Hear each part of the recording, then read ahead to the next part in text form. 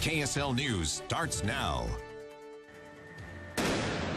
We do have breaking news this morning. We've got 3 attacks on U.S. soil in just 12 hours. The manhunt underway right now.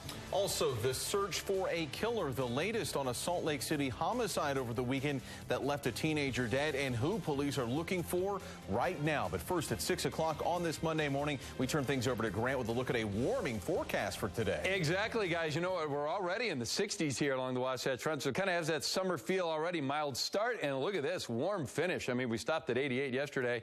Look at the board here for the Salt Lake microcast. 91 in Murray for this afternoon.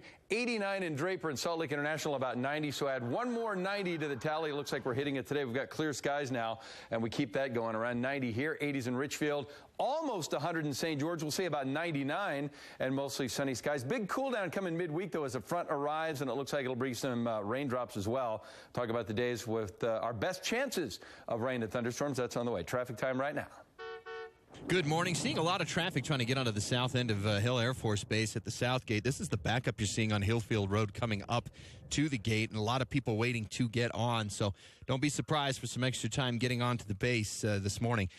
On the freeways, not too bad. Davis County still at the full speed limit. Salt Lake Valley still at the speed limit, but already seeing that heavy traffic I was warning you about coming up between the point of the mountain and the 215 South interchange. Hey, everybody get off of this street! The sound was so overwhelming. The stabber ran by. Somebody was stabbed right outside the store. 3 attacks in 12 hours, explosions on the streets of New York and New Jersey, and a stabbing spree in a Minnesota mall, all combining for a chaotic weekend, leaving the nation on high alert as investigators hunt for answers. And now, breaking news overnight. Up to 5 devices have been found in Elizabeth, New Jersey, just one day later. Also breaking news just moments ago. Police have, in fact, identified a man wanted in connection with the Chelsea bombing in New York City. We're going to send it to the Breaking News Center, Shar Park, with the very latest here. Andrew, Lori, the FBI just put out a bulletin with the photo of this individual they are seeking. His name here, Ahmad Khan Rahami. Some details here on this bulletin about him. 28 years old. They tell us here that he's a U.S. citizen of Afghan descent, born in Afghanistan. Last known address was in Elizabeth, New Jersey. So that may explain why we had that raid happening in Elizabeth, New Jersey this morning.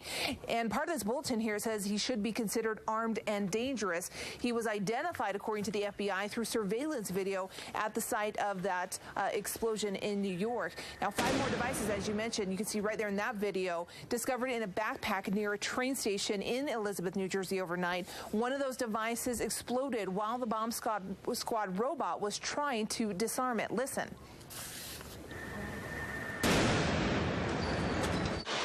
Unfortunately, no one was hurt in that explosion. Elizabeth's mayor says 2 men called police last night, reported seeing wires and a pipe coming out of the backpack in the garbage can. No cell phones, no electronic timing devices were found near that device.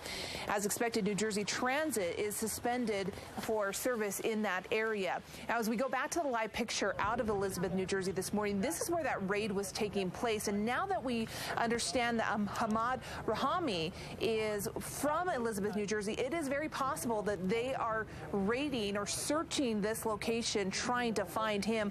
That's information we're still trying to confirm this morning, but we wanted to keep you updated on what's happening at this location this morning.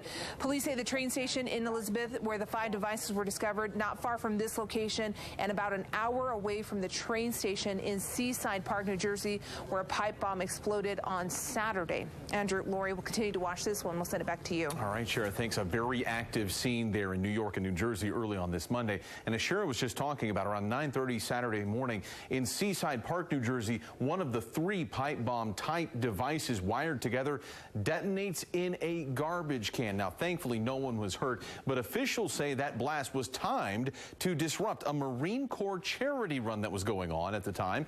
Luckily, no one was nearby because the race had been delayed because of registration problems. Lori?